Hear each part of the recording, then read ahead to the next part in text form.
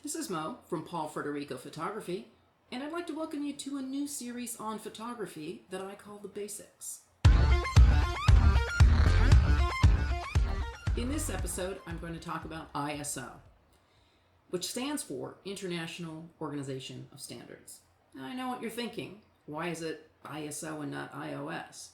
Well, the founders decided to call it iOS because it would mean the same thing in every language. Translating it over to different languages, it would have different meanings. So they went with ISO. Now, on to the basics. What is ISO? Well, ISO, just for you, means how much light am I letting into my camera? How much light do I need to capture the photograph with the ambient light that I have? So let's look at the camera a little bit. Don't worry about what kind of camera this is or what kind of camera you have, because they're all pretty much the same when it comes to ISO.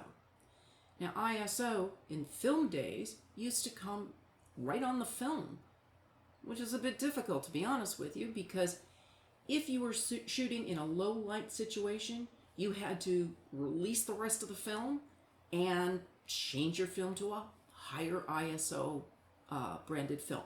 Now, I'll explain that in a second. On digital, we're much more fortunate because we can just change the ISO right on the camera. In this particular camera, you'll see it's got an ISO button. By pressing that button and turning the dial, I can change the ISO to whatever I need. That's the easy part. Now, what exactly is it that we are doing with ISO? Well, to be honest with you, I'm going to show you some photographs that'll explain it a little bit better. Now I'd like to show you some photos that I've taken. I took these in the Pawl just this year. And first of all, I'm going to start with one I did at a very low ISO. ISO 100. ISO 100 is kind of what we all aim for, what we all hope for. The lower ISO means you have a lot of light. You have a lot of ambient light. So this particular shot of a jabiru stork in the Pantanal in Brazil was shot with ISO 100, and you see it's a very clear shot of the bird. But there's bright light, so we have no problem. Very smooth, very easy, simple photograph. Now I'll show you another one, and this one was shot at ISO 1600. And there's a lot of ISO settings in between there: 250, 320, 400, 500. This one is at 1600. It sounds quite high, and it is if you're talking about film. But in a digital age, this particular camera that I showed you can go all the way up to 52,000 ISO. Don't worry about it. Most cameras that you're going to be using, you're not going to need that high of an ISO. 1600 is a nice sweet spot for something that is in a darker condition. So this particular photograph happens to be a Paraguayan caiman in the Pantanal in Brazil. Because the condition was a little dim, I chose to go for a higher ISO to let more light in. Now, we can't really talk about ISO without also talking about f-stop.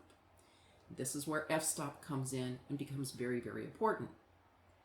So I shot this at 5.6, which was the lowest f-stop that particular lens that I used has. Using the 5.6 f-stop, the lowest number on the lens, it opened up for more light. So the lower the number, the more light you're letting in. So the combination of 1600, a high ISO, and a low f-stop allowed more light to come in. Let me show you the next shot. This also was shot at 1600, but this was shot with an f-stop of 8. What does that mean for you? Well, that same 1600, because the light is dim, but I don't want to let more light in by having a low f-stop. So I raised the f-stop to 8 to get this shadow effect. So you see how I kept the ISO slightly high, also bringing the f-stop up a little bit so I didn't wash out the photograph, and I got a nice shot of the sunset with the silhouette of the birds. Now I'll show you one more. This last one was shot at 2500 ISO.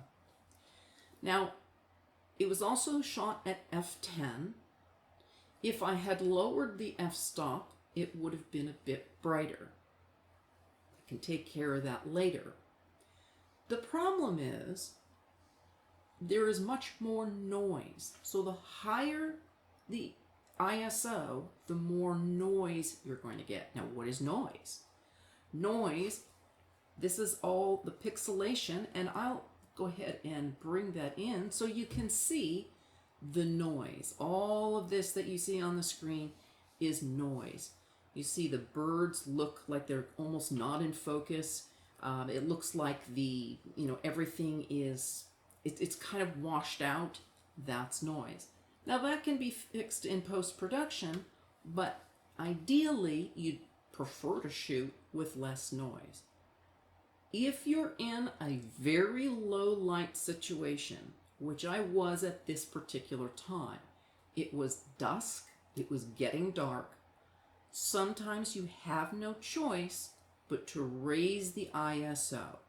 So raise that ISO, don't be afraid of it, lower your f-stop, and if there's noise, you can always fix that in post-production with an application on your computer, such as Photoshop.